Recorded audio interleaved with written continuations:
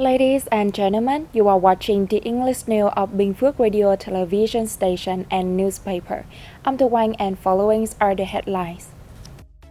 Binh Phuoc export values increased by over 5%.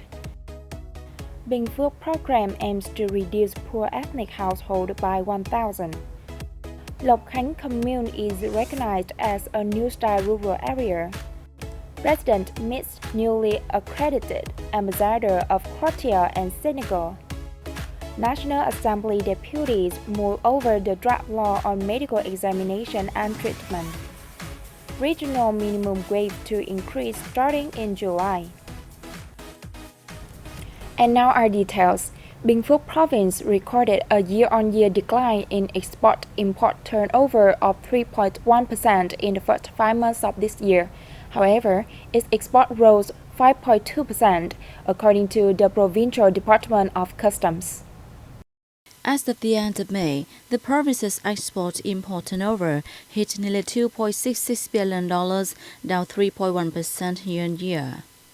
Exports stood at $1.45 billion, up 5.2%, while imports were over $1.2 billion, down 11.4%. Of the total amount, import-export turnover with taxes stood at $178.8 million, down 18.8% year-on-year, attributable to a steep fall in import items subject to import tariffs, including machinery, materials, and chemicals in the textile dye industry. Binh Phuoc province is currently home to 4,870 needy families, including 2,820 from ethnic minority groups. The province has allocated more than $117 billion to realize the target of cutting the number of poor ethnic minority households by 1,000 this year. The funding comes from the Provincial Fatherland Funds Committee, loans from the Bank for Social Policies, and public investment capital. It will be used to repair the houses of 184 families, build 256 latrines, and helped 196 households and 40 other beneficiaries with audiovisual equipment and vehicles. The remainder will be earmarked for the purchase of cattle, poultry, and farming equipment.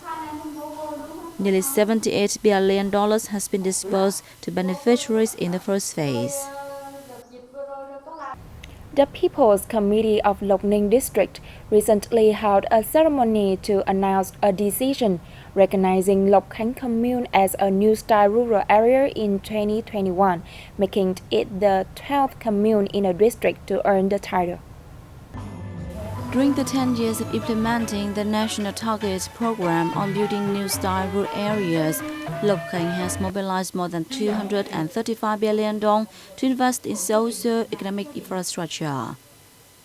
Local people donated money, land, and working days worth more than $11 billion to expand rural roads.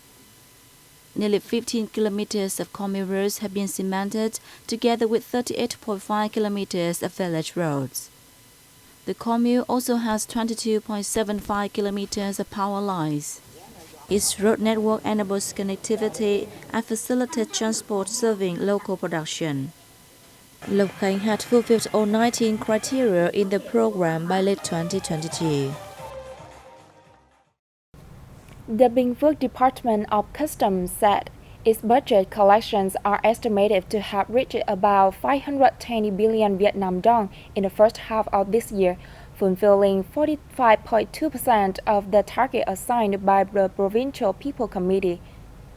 The department collected 87 billion dong each month on average for 520 billion dong in total during the first half of the year, meeting 45.2% of the annual target assigned by the Ministry of Finance and the Provincial People's Committee. To fulfill the target, the Binh Phuoc Department of Customs has identified measures including creating optimal conditions for companies to conduct exports and imports and bolstering tax management and debt collection.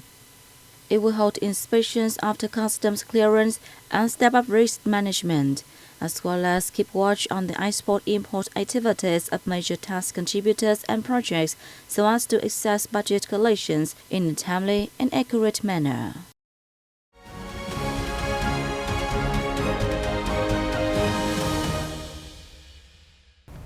President Binh Phuoc received a letter of credential from the new ambassador of Croatia and Senegal on June 13th.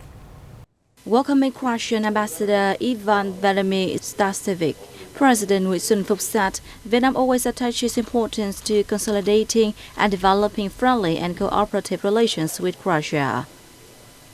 With two-way trade at only $100 million, the President suggested the two sides strive to double the figure in the next 5 years. He affirmed that Vietnam is ready to create all favorable conditions for Croatian businesses to explore the market and do business in the country. The Croatian ambassador said Vietnam is Croatia's biggest partner in ASEAN. He said Croatia will make efforts to promote the relationship between Vietnam and the EU.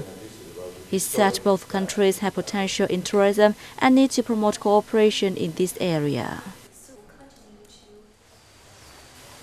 Receiving Ambassador of Senegal Abdoulaye Barre, President Binh Phuoc urged the two countries to further support each other at multilateral fora, especially at the United Nations and the Francophone community. The state leader said he hoped that the government of Senegal would continue to create favorable conditions for the Vietnamese community to live and do business in Senegal. Ambassador Abdoulaye said Senegal wants to learn from Vietnam's experience in agricultural development, as Vietnam is one of the world's largest rice exporters. He said Senegal is ready to support Vietnam in the international arena and always welcomes Vietnamese businesses to invest in the country and Vietnamese products to enter its market.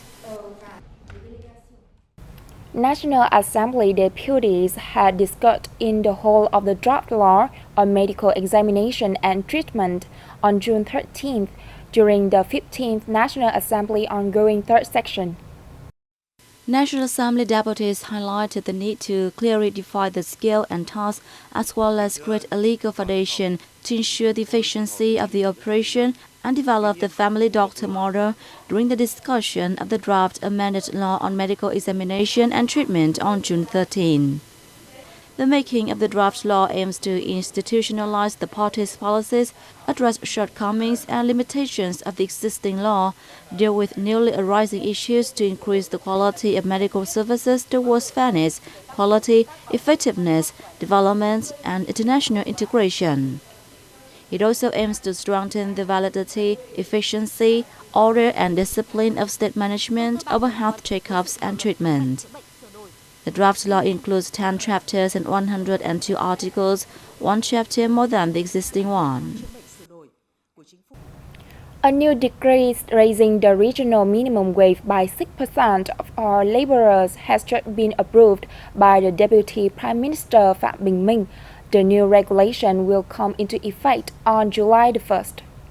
Accordingly, the 6% increase is equivalent to a rise ranging from $7.76 to $11.20, depending on the region.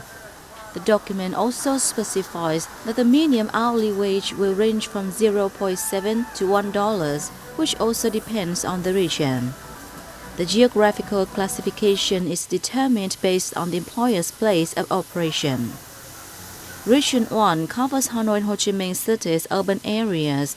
Region 2 encompasses Hanoi and Ho Chi Minh cities' rural areas, along with major urban areas in the country like Cần Thơ, Đà Nẵng, and Hải Phòng. Region 3 covers provincial cities and the districts of Bắc Ninh, Bắc Giang, and Hải Dương provinces. And Region 4 comprises the rest of the country. The change is applicable to workers and employers under labor contracts in accordance with the Labor Code.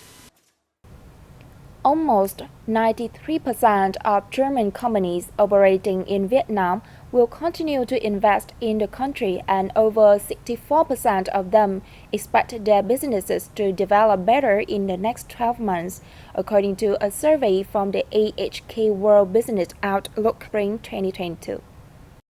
Results of the survey, which was conducted by the German Chambers of Commerce abroad, show that German businesses are more optimistic about economic development in Vietnam over the next 12 months than they were in the autumn of last year.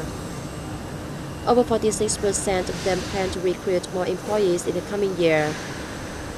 The surveyed businesses also demonstrate that the most important factors for their trade and investment decisions in Vietnam are political stability, availability of skilled workers in technical and non-technical fields, and transport and logistics.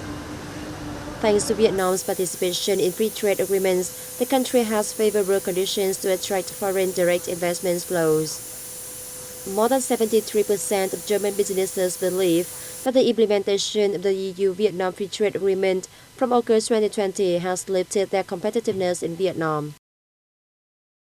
That's all for today on BPTV News. Thank you for your watching and goodbye for now.